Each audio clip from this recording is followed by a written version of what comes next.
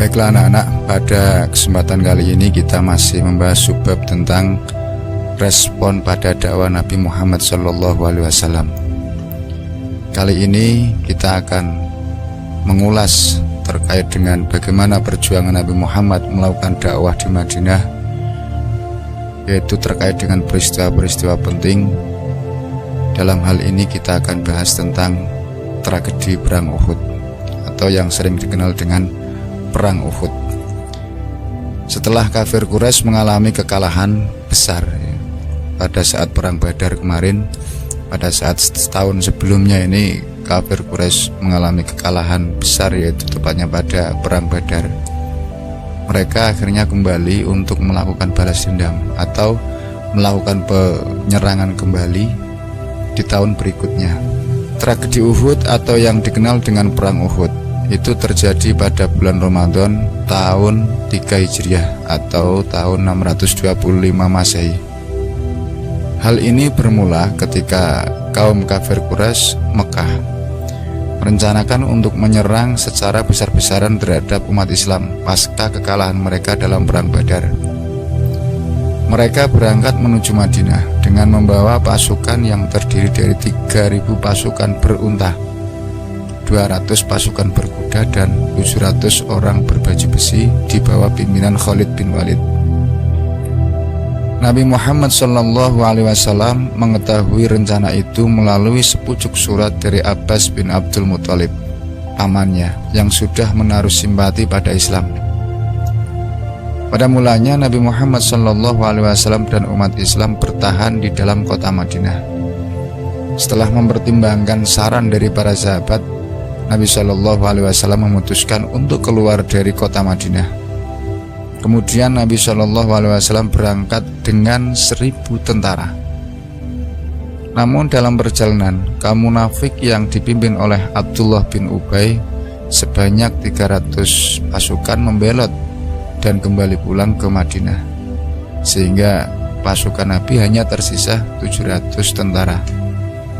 Akan tetapi Nabi tetap melanjutkan perjalanan. Nabi Muhammad SAW dan pasukannya tiba di Bukit Uhud. Pegunungan Uhud terletak di sebelah utara Madinah. Nabi SAW menyusun strategi perang. Pasukan ditempatkan di belakang bukit dengan dilindungi oleh 50 pemanah mahir di bawah pimpinan Abdullah bin Zubair yang ditempatkan di lereng bukit yang cukup tinggi. Mereka ditugaskan untuk membendung pasukan berkuda kafir Quraisy. Nabi SAW berpesan agar para pemanah tidak meninggalkan tempat dengan kondisi dan alasan apapun. Jadi ini yang menjadi pesan Nabi kepada para pemanah agar tidak bergeser dari tempat dengan alasan apapun. Pada awalnya, pasukan umat Islam berhasil memukul mundur pasukan kafir Quraisy. Pasukan umat Islam tergoda dengan harta benda yang ditinggalkan musuh. Mereka mengumpulkan harta rampasan dan tidak menghiraukan gerakan musuh. Beberapa pasukan pemanah tergoda juga dengan harta rampasan. Mereka menganggap perang sudah selesai. Akhirnya mereka turun dari bukit, hanya sedikit pasukan pemanah yang masih tetap bertahan di bukit.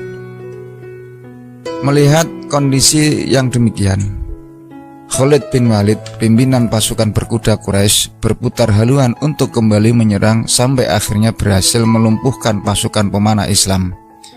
Satu persatu pasukan muslim berguguran. Nabi SAW sendiri mendapatkan luka yang cukup berat. Umat Islam terselamatkan dengan berita terbunuhnya Nabi Muhammad SAW.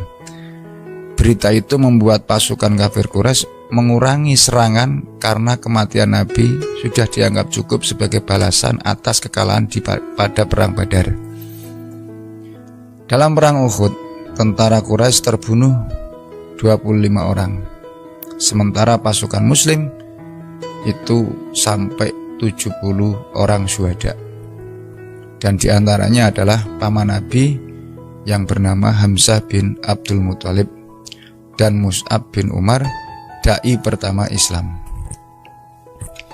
Anak-anak yang saya banggakan, Bapak berharap kalian bisa memahami ya, sedikit ulasan tentang peristiwa perang Uhud.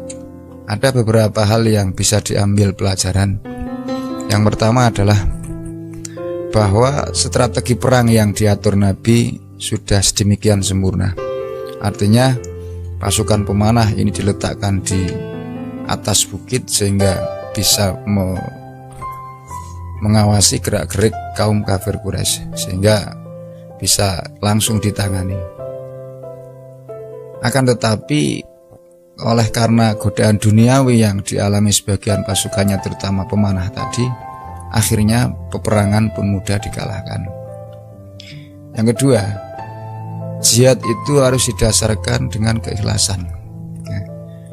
Sekuat atau sestrategis apapun situasi, akan mudah dihancurkan jika sudah tergoda oleh harta dunia dan kesenangan duniawi. Terbukti pada saat perang Uhud itu. Jadi perang Uhud ini seakan-akan membawa pesan kepada kita bahwa ketika berjuang itu harus betul-betul ikhlas karena Allah dan tidak mudah tergoda oleh harta benda ya. Karena pasukan Islam tadi atau pasukan Muslim tadi itu yang akhirnya tergoda dengan harta rampasan atau harta benda itu, akhirnya konsentrasi perang mereka kemudian pecah. Mereka kemudian mudah dipatahkan oleh lawan atau musuh. Demikian yang dapat Bapak sampaikan. Berharap kalian bisa mengambil ibrah atau pelajaran dari peristiwa tragedi perang Uhud. Demikian yang dapat Bapak sampaikan, kurang lebihnya mohon maaf. Mari kita tutup pelajaran kali ini dengan bacaan hamdalah.